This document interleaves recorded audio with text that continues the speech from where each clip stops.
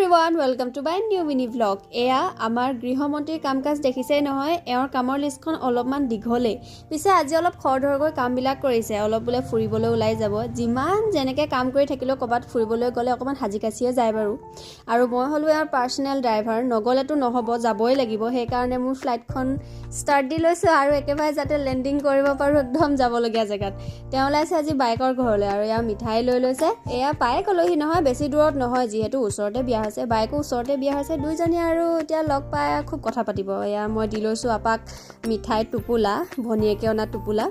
তেওঁ আমি যাম বুলি ভাবি গম পাই ৰৈ আছিলে বাহিৰতে। আৰু এইফালে লাল চাহ বনালে, চাহ খালোঁ ধুনীয়াকৈ, তেওঁলোক দুজনে কথা পাতিলে। আৰু তাৰপাছতে গ'লোঁ তেওঁলোকৰ বাৰীৰ পৰা আনিবলৈ টেঙা, এইটো চকলা টেঙা, আৰু ইভাগে কিবা নাম এটাও আছে, কিবা জিনিও বুলি তেওঁলোকে কয়। আৰু ঘৰ আহি পাই মনত পৰিল আপোনালোকক আৰু এটা বস্তু দেখাবলৈকে আছে। এয়া মই বনাবলৈ অলপমান ট্ৰাই কৰিছিলোঁ, পিছে কেনেকৈ বনালোঁ কি কথা সকলোখিনি এটা লগ ব্লগত আপোনালোকৰ সৈতে শ্বেয়াৰ কৰিম। কিন্তু পিছে কেনেকুৱা লাগিছে জনাব দেই।